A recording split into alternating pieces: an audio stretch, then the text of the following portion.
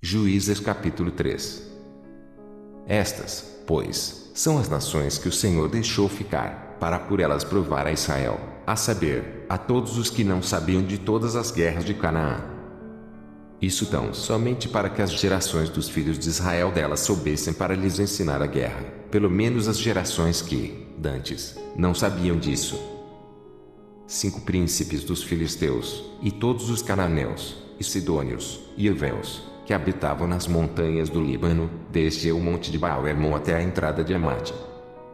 Estes, pois, ficaram, para por eles o Senhor provar a Israel, para saber se dariam ouvidos aos seus mandamentos que tinha ordenado a seus pais pelo ministério de Moisés. Habitando, pois, os filhos de Israel no meio dos cananeus, e heteus, e amorreus, e ferezeus, e heveus, e jebuseus, tomaram de suas filhas para si por mulheres e deram aos filhos deles as suas filhas, e serviam a seus deuses.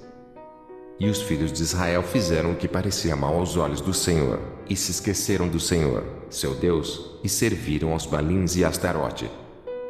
Então, a ira do Senhor se acendeu contra Israel, e ele os vendeu em mão de Cusã-Risataim, rei da Mesopotâmia, e os filhos de Israel serviram a Cusã-Risataim durante 8 anos.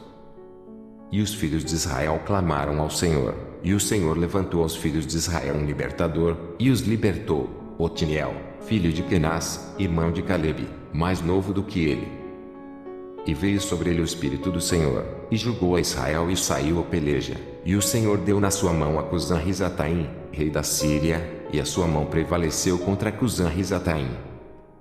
Então, a terra sossegou 40 anos, e Otiniel, filho de Kenaz, faleceu.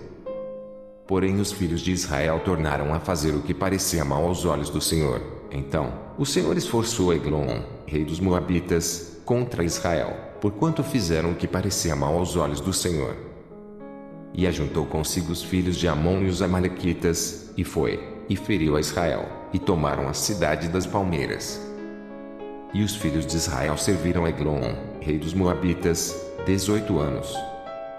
Então, os filhos de Israel clamaram ao Senhor, e o Senhor lhes levantou um libertador, Eude, filho de Gera, benjamita, homem canhoto. E os filhos de Israel enviaram pela sua mão um presente a Eglon, rei dos Moabitas.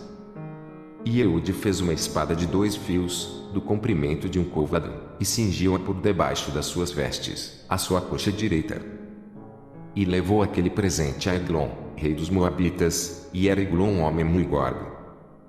E sucedeu que, acabando de entregar o presente, despediu a gente que trouxera o presente. Porém voltou do ponto em que estão as imagens de escultura, ao pé de Gilgal, e disse: Tenho uma palavra secreta para ti, ó rei. Este disse: Cala-te. E todos os que lhe assistiam saíram de diante dele. E Eude entrou num cenáculo fresco, que o rei tinha para si só, onde estava sentado, e disse Eude: Tenho para ti uma palavra de Deus. E levantou-se da cadeira.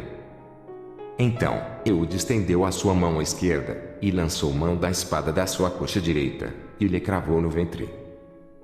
De tal maneira que entrou até a empunhadura após a folha, e a gordura encerrou a folha porque não tirou a espada do ventre, e saiu-lhe o excremento. Então, Eude saiu à sala, e cerrou sobre ele as portas do cenáculo, e as fechou.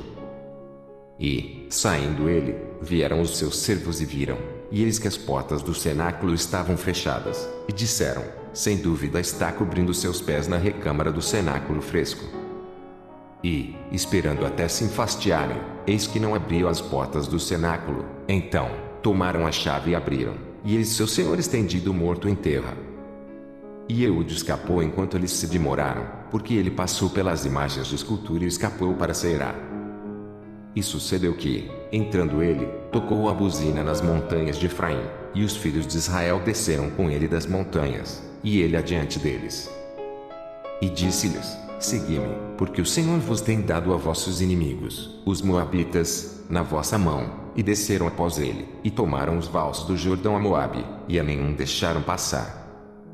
E, naquele tempo, feriram dos Moabitas uns 10.000 homens, todos corpulentos e todos homens valorosos, e não escapou nenhum. Assim foi subjugado Moabe, naquele dia, debaixo da mão de Israel, e a terra sossegou 80 anos. Depois dele, foi Sangar, filho de Anate, que feriu 600 homens dos filisteus com uma agrilhada de bois, e também ele libertou a Israel.